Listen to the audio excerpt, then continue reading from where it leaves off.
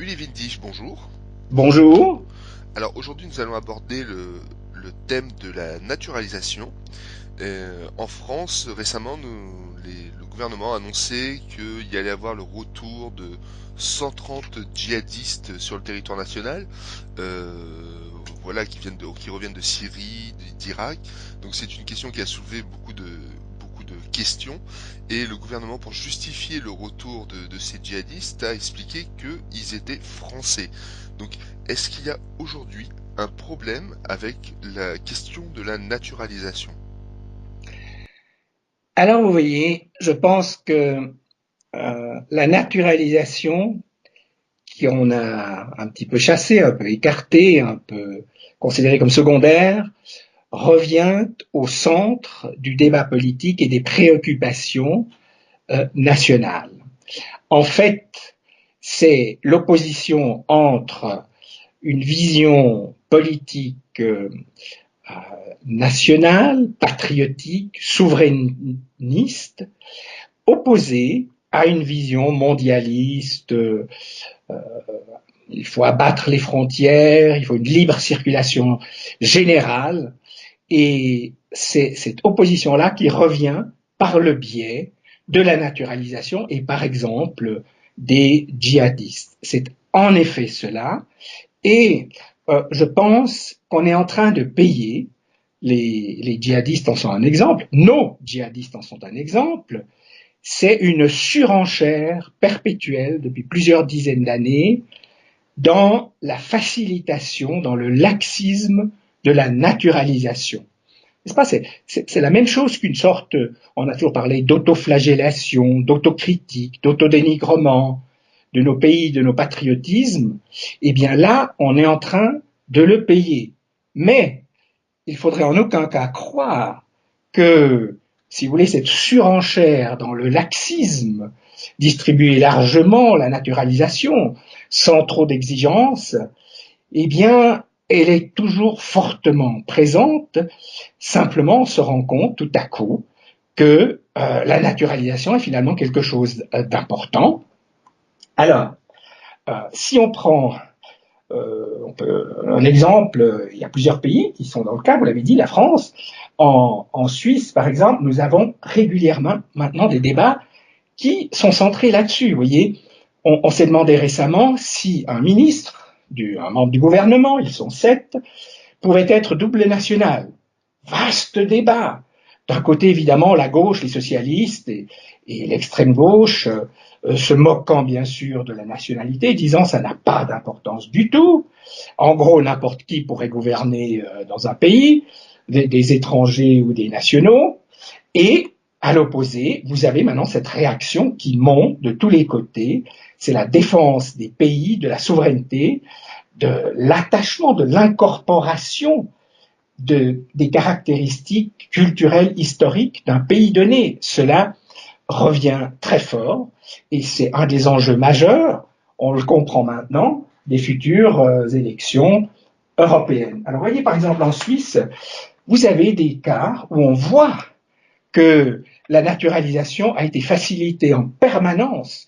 On essaye de revenir un petit peu plus exigeant maintenant, mais vous aviez des gens qui allaient jusqu'à dire, à gauche et à l'extrême gauche, que pour être naturalisé, les critères d'intégration n'avaient aucune importance. En gros, la naturalisation devient un simple papier administratif qu'on distribue et donc cela agit évidemment sur des gens qui ne veulent pas s'intégrer. Il faut le dire, cela est fortement présent du côté de l'islam et des musulmans. On arrive au stade où vous avez des personnes musulmanes qui veulent se naturaliser et qui refusent même de serrer la main des membres de la commission de naturalisation. Vous avez ensuite un courant officiel. Vous avez eu vraiment une critique, voire une ridiculisation des exigences de la naturalisation. En Suisse, vous voyez, les choses se passent au niveau communal, cantonal et fédéral. Quelqu'un qui veut être naturalisé, ça commence par la commune. Et là, il y a encore un certain temps, l'Assemblée des citoyens devait voter pour dire si oui ou non tel ou tel était accepté. Tout cela a été progressivement rejeté, avec l'intervention des tribunaux qui disaient que c'était pas admissible, et maintenant les naturalisés refusés peuvent faire opposition, et ça donne évidemment des débats publics. Vous voyez l'ambiance que ça crée dans un village. Si un naturalisé, si on lui demande une intégration plus poussée, ça va créer des conflits parce qu'il a été refusé. Les nationaux vont évidemment se critiquer entre eux. Le fait qu'on ne tient plus compte des effets de ce laxisme généralisé, ça crée de plus en plus de conflits à l'intérieur même des nationaux.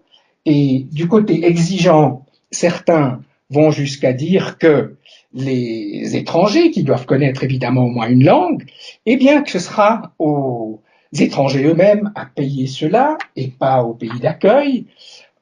Vous voyez, il y a une lutte entre laxisme généralisé et exigence. Alors, là, on a pris l'exemple donc en France, en Suisse, mais on peut parler de contre-exemples par rapport à cette question de la naturalisation. C'est notamment le cas du Japon, je crois. Oui, alors c'est évidemment un excellent contre-exemple. Je voudrais juste dire encore un mot sur un problème qui est en rapport, que nous venons d'évoquer, le retour des djihadistes. Vous voyez, hier même, dans le journal dit de référence Le Temps, il y a 3-4 articles sur ce retour des djihadistes. Mais ce qui est absolument surréaliste, et je suis sûr que les gens ne sont plus étonnés en regardant ces articles, vous avez comme image, pour parler du retour des djihadistes, vous avez des images tout à fait neutralisées, courantes, de soldats qui ont même le sourire, comme s'ils partaient à la guerre. Et c'est une façon déjà, voyez, de neutraliser, de ne pas montrer les atrocités inimaginables qui ont été commises par ces djihadistes. Et vous savez, ce qui est inouï, c'est que on peut avoir des ennuis si on publie les images des atrocités commises, les personnes qui ont été torturées de la manière la plus incroyable, enfermées dans des cages, noyées dans ces cages, brûlées dans ces cages, sous d'atroces souffrances. Tout ce que ces djihadistes ont fait est passé sous silence, neutralisé. On pose des problèmes du genre comment va-t-on les déradicaliser, comment peut-on les récupérer, les intégrer. Pas un mot sur les atrocités commises. Et ça, je trouve que c'est quelque chose de totalement inacceptable. On ne parle jamais. On parle ici, on dit qu'il faut recomposer les familles, n'est-ce pas? Retrouver. Le CICR dit que lui va s'occuper de retrouver les membres des familles de ces djihadistes, de les remettre ensemble. Pas un mot sur ce qui a été fait. Imaginez ce que pensent les familles et les entourages de ceux qui ont été exécutés de la manière la plus atroce. Alors d'où le fait, c'est évident, que la question de la peine de mort revient. On parle d'exécution extrajudiciaire. Vous voyez, plusieurs présidents français ont parlé d'un état de guerre, qu'on était en guerre avec les djihadistes. Eh bien, il faut être conséquent.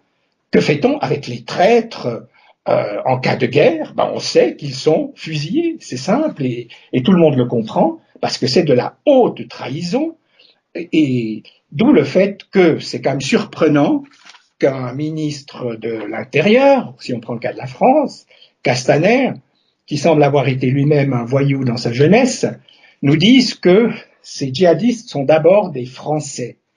Voyez la question, est-ce que ce sont vraiment des Français? Qu'est-ce qu'on a fait pour en faire des Français? Là aussi, un laxisme généralisé dont on paye les conséquences. Il n'y a plus de service civil, il n'y a plus, si vous voulez, de mécanisme d'intégration fort, d'identification au pays, puisque très vite, vous avez maintenant des cultures, et on pense bien sûr tout de suite à l'islam, de gens qui ne veulent pas du tout s'intégrer, qui s'opposent à l'intégration, et malgré cela, on parle non plus évidemment d'assimilation ni d'intégration, mais d'inclusion. C'est les autres effets pervers massifs du multiculturalisme, un espèce d'idéalisme dont on paye à nouveau les conséquences avec des années de retard, mais il y a des gens qui l'ont payé de leur vie et on ne pense pas non plus à tous les militaires, à tous les soldats qui ont perdu leur vie en luttant, vous voyez, en l'occurrence des militaires français qui ont lutté contre des Français. Qu'est-ce qu'ils avaient de français? Eh bien, je pense qu'on devrait, avant de savoir ce qu'on va en faire, rappeler la réalité créée par ces individus. Encore une fois, ça ne veut pas dire que c'est notre faute, mais qu'on en arrive au stade où on se moque et on ridiculise nos identités culturelles, nos identifications à notre pays. On sait parfaitement que être fortement identifié à son pays ne suppose nullement qu'on est opposé à d'autres pays. Au contraire, plus on est sûr de son identité, plus on est ouvert à d'autres identités. Alors sur la question justement de la dénonciation des crimes des djihadistes, il faut le rappeler, comme vous l'avez pu le dire, qu'aujourd'hui on ne peut plus clairement dénoncer ces crimes. Il y a des exemples. Je pense par exemple à Marine Le Pen qui a été poursuivie en justice pour avoir publié sur Twitter donc des photos de Daesh. Elle est aujourd'hui poursuivie pour propagande islamique. Donc on arrive dans une situation qui est un peu grotesque à ce niveau-là, non? Mais oui, vous avez tout à fait raison. Ce sont des exemples absolument terrifiants. Oui, ça veut dire que nous n'avons plus le moindre respect pour notre propre identité et patrie. C'est quand même quelque chose d'incroyable. Ceux qui s'attaquent avec une telle virulence et férocité à leur propre pays, on ne peut plus montrer ce qu'ils font. Souvenez-vous des morts du Bataclan. Vous pouviez être condamné si vous publiez la photo. Elle a été très vite floutée. Et toutes les photos des exécutions, n'est-ce pas, on les connaît. Eh bien, vous pouviez être coupé des réseaux sociaux, interdit des réseaux sociaux. Et maintenant, comme vous le dites, carrément condamné. Vous imaginez, à cause des djihadistes, ce sont des patriotes qui sont condamnés. Alors, voyez-vous, juste pour dire rapidement un petit mot du modèle le plus opposé, c'est évidemment celui du Japon. Du Japon.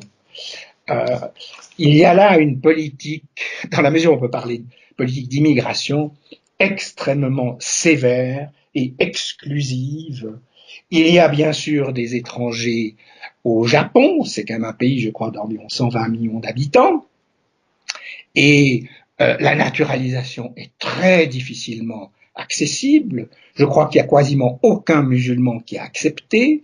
Toutes les concessions que nous faisons chez nous sur la nourriture halal, sur tous ces gestes de la vie quotidienne, des revendications par étapes, par saucissonnage, tout ça, vous n'avez rien de cela au Japon, vous trouvez très difficilement de la nourriture halal, et vous avez par exemple en matière de réfugiés, entre guillemets, n'est-ce pas, puisque très peu sont de vrais réfugiés, de ceux qui viennent chez nous, on le sait, souvent sont aussi bien sûr des criminels. Il y en a d'ailleurs qui se vantent en Suède. Maintenant que je suis naturalisé, je peux te violer, disait un de ces criminels, vous vous rendez compte?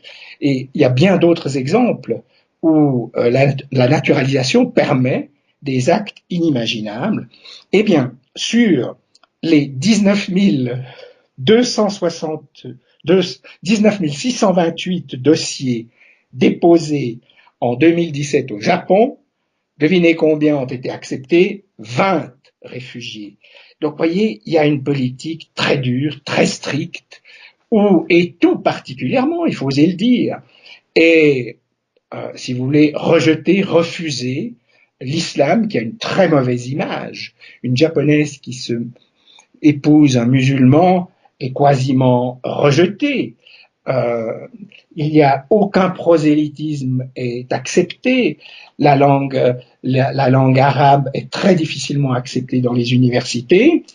Et si vous voulez, il y a eu un attentat contre des Japonais, d'extrémistes musulmans. Eh bien, ça a été un révélateur puissant et on a pris les mesures les plus strictes. Donc, vous voyez, tout ça, c'est la réalité. Bien sûr qu'on va dire, mais ce qu'on dit là est horrible. Pas du tout. Le Japon a compris que s'il voulait maintenir sa culture, et nous sommes tous fascinés par leur culture, mais on voit qu'il y a aussi des conditions. Ils ne sont pas dans l'optique d'un laxisme, d'un autodénigrement généralisé. Euh, Là, je crois qu'on devrait simplement, si vous voulez, mieux connaître la dureté, les exigences et les exclusions du Japon en matière d'interculturel, de naturalisation, pour se rendre compte que nous payons aujourd'hui très cher ce laxisme généralisé, la surenchère même dans le laxisme. Vous voyez, vous avez un socialiste qui vient de dire que la Suisse devrait accepter 10 fois plus de réfugiés que nous le faisons. C'est vraiment des choses ahurissantes qui sont dites sans jamais réfléchir sur les conséquences. Il faut dire aussi qu'il y a des intellectuels qui sont complètement hors sol.